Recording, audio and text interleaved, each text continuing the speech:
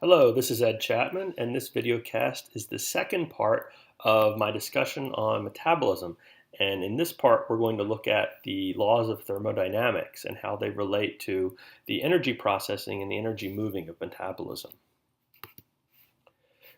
First of all, let's start and talk about photosynthesis. It's something that everybody's heard about since middle school or maybe even earlier. And I'm hoping you guys remember that photosynthesis starts with the photo part, some solar energy. So plants or other producers gather some solar energy and they use some cellular machinery to convert some of the energy of the sun into a molecule called ATP. And ATP stores energy in some special chemical bonds between the phosphate groups. Okay, and then what happens is plants take this ATP energy and two reactants that really don't have a lot of energy in them, carbon dioxide and water, and combine these three things to produce carbohydrate. The most simple example of carbohydrate that you probably have heard about is C6H12O6, known as glucose. Okay, which is the simplest sugar monomer that we pretty much deal with in biology on a regular basis. So photosynthesis takes some energy, converts that solar energy into chemical energy in the form of ATP, and then combines chemical energy in the form of ATP with two reactants, carbon dioxide and water, which don't have much energy on their own, and produce a high energy molecule or a higher energy molecule called glucose, or a simple carbohydrate. So photosynthesis is I almost said something wrong here. Photosynthesis is an anabolic pathway, right? It's a building pathway. It's building glucose out of carbon dioxide and water, and because it's anabolic, it's uphill, so that means energy has to be added. So the energy is coming from ATP energy that was gathered from solar energy. All right. So metabolism, or actually all of nature, is governed by two basic laws of thermodynamics. Thermo means energy or heat, and dynamic, of course, refers to movement or change. So the first law of thermodynamics says that energy can be transferred or transformed, but cannot be created or destroyed. Now, what are we talking about here? Let's break it down. Transferred. That means the energy can be moved from the bond in one chemical to a bond in another chemical. So, for example, we transferred energy. When you digest food, you transfer energy from, for example, the sugar that you eat to ATP molecules. Okay, that's an example of transferring energy. You can also transform energy, and photosynthesis is a good example of energy transformation. We're transforming light energy into chemical energy. Okay, and of course ATP is a good example of a chemical source of some stored energy. Now, what this means is energy has to come from somewhere, and it has to end up somewhere. It doesn't just vanish or appear. All right, the second law of thermodynamics is a little bit harder to understand, but we're going to try to keep it simple here. The second law of thermodynamics says that energy transformation, or anytime you transform or transfer energy, you increase the disorder, otherwise known as entropy, of the universe. Now, entropy has some particular applications and meanings to chemists and physicists. I'm not really going to concern myself with right now. But for us, what I want you to think about is every time energy gets moved around or transformed, some of that energy gets changed into heat energy, which is the most disordered or the highest entropy form of all energies that we're going to deal with here in biology. So every time you do something, pretty much in metabolism, you create a little bit of heat. And heat is the ultimate fate of chemical energy in biology. All right, so if you remember back to our energy diagrams earlier in part one, we have metabolism, which is basically the movement of things from lots of little pieces to larger molecules, or from larger molecules to breaking apart. When you put small monomers together into polymers, generally that takes energy, so that's uphill, and we call that anabolic.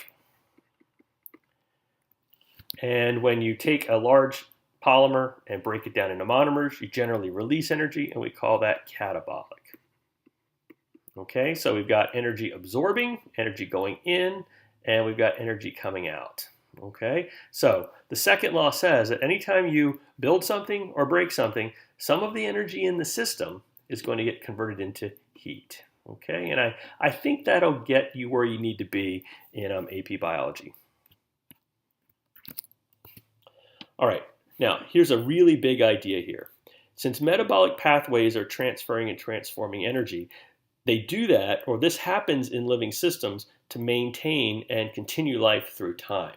Okay, this transfer of energy is always going to be inefficient because of the second law, and this energy is always going to be escaping as heat. So what I mean here is that, for example, if you remember trophic level pyramids, okay, so we've got the producers, the plants down here, and they're feeding the first level of consumers, which of course are the herbivores. And for example, these rats, herbivore rats, may be providing food for the second level of consumers, which can be carnivores like snakes. And then maybe you have a apex predator up here at the top that's eating the snakes. So you're moving energy from down here to here to here to here. And you notice the total amount of energy in each level is getting smaller, okay?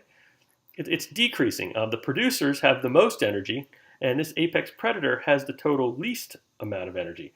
So where's the energy going? Well, every time energy moves up, only about 10% of it makes the jump to the biomass of the next level. 90% of it is being lost as heat or other waste molecules, all right? So ultimately, all the energy is escaping as heat. So this is why you constantly have to put more energy in the bottom of trophic level pyramids or in the beginning of food chains or food webs, because the energy is always ending up ultimately as heat, which there's nothing on Earth that can live on or run on heat that's alive. Okay, you can't eat it. Plants really can't use it to make glucose. Heat has too much entropy, so to speak. Now, organisms pay for living with the free energy that they release when they do catabolic reactions. Okay, it's the energy producing side of metabolism that we call catabolism. All right, and generally the rule is the energy available to make something happen in biology is referred to as free energy of a system. All right, and it's stored generally in chemical bonds, like the bonds between carbons and hydrogens and glucose and other carbohydrates and lipids. So if the change in free energy is negative, which means if you head downwards, okay, remember negative is if you go from here to here, you're subtracting, all right, so that's the negative direction. We say that this type of reaction is spontaneous and energy is being produced. Now, whenever energy is released from a chemical reaction, we call it an exergonic chemical reaction. It's a downhill reaction, okay? And if the change in free energy is positive, okay, which means if you go from here up to here, this is a positive direction of movement. You're increasing something. And whenever the free energy has to be put in, we call this an endergonic or energy absorbing reaction. And you can think of it as being uphill if you apply it to this type of graph. So the big idea here is that living things have to have more free energy available than they actually need, okay, which means catabolic reactions have to produce more energy than actually is needed to pay the bill, because it's kind of like you need a tip to cover the second law, okay? So you have to pay for uphill anabolic reactions. There's no such thing as a free lunch, okay? Nothing happens without energy making it happen in biology. Now, ATP is the power molecule that makes most chemical reactions take place inside of living cells. And living cells couple ATP producing reactions, the catabolic reactions, with ATP consuming reactions, or the anabolic reaction. And this is called energy coupling. That's an important word, okay? So ATP is key to understanding this. We're coupling exergonic reactions, which release energy or release free energy or produce free energy, to endergonic reactions, which need free energy to take place. The best place to see this, or the best way to understand this, is with an example. Okay? Now, All this is about, or is involving, a molecule called ATP. And just a quick refresher here, ATP is a tiny little molecule that has 3 phosphate groups. We've got 1, 2, 3 phosphates. That T there stands for triphosphate. And when you take energy out of ATP, you break the bond between the last 2 phosphates, and now you have a free phosphate, okay, which is often represented as P with a little I down here, inorganic phosphate, and a molecule that's left over called ADP.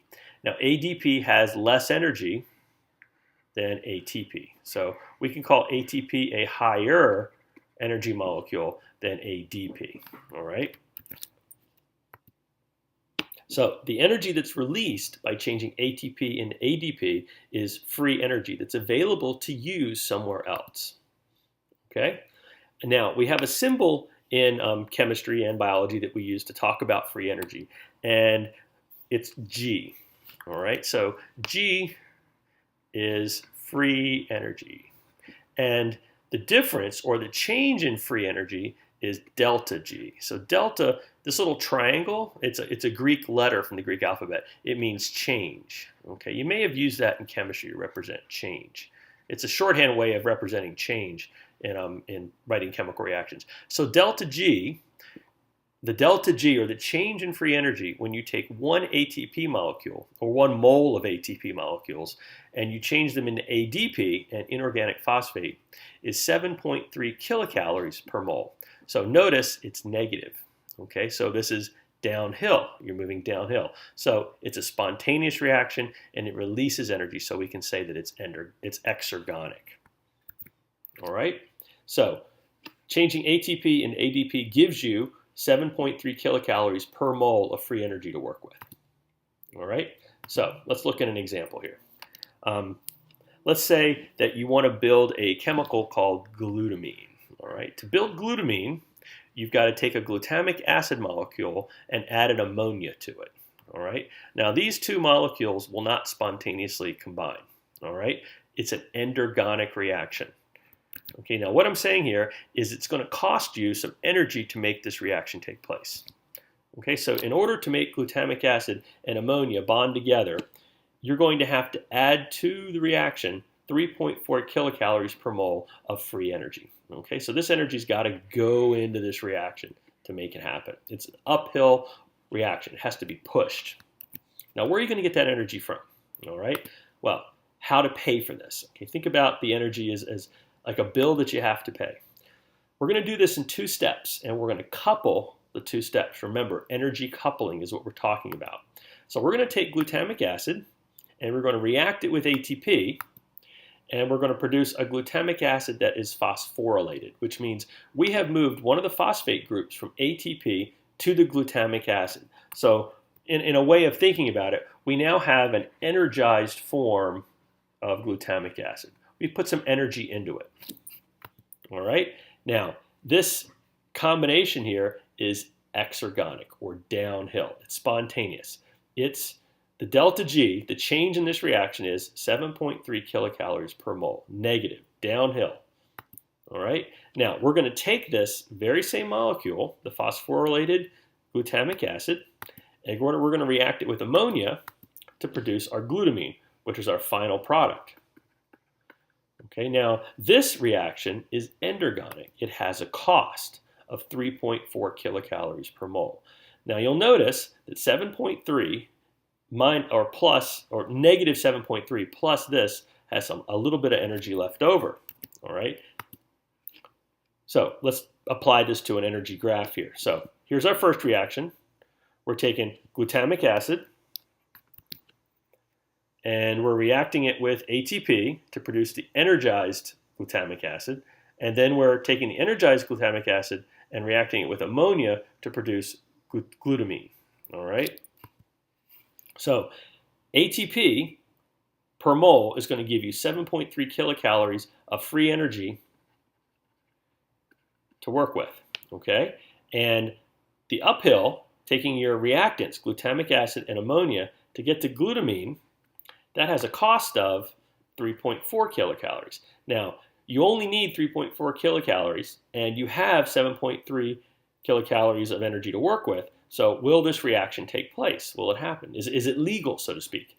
Yes, it is. Because remember, the second law says you always have to have more free energy than you actually need to pay the bill for the reaction. And since 7.3 is bigger than 3.4, this reaction will take place. So the total reaction is spontaneous because the net delta G is negative 3.9, which you get by adding together the endergonic and the exergonic components of this coupled reaction. The products end up with less free energy than the reactants, and this leftover energy is going to be probably lost as heat. It's in a way, it's paying for that second law of thermodynamics. Remember, nothing happens for free, and actually, you can't really even break even. So metabolic pathways are actually built from enzymes, and we'll pick up there in our next videocast.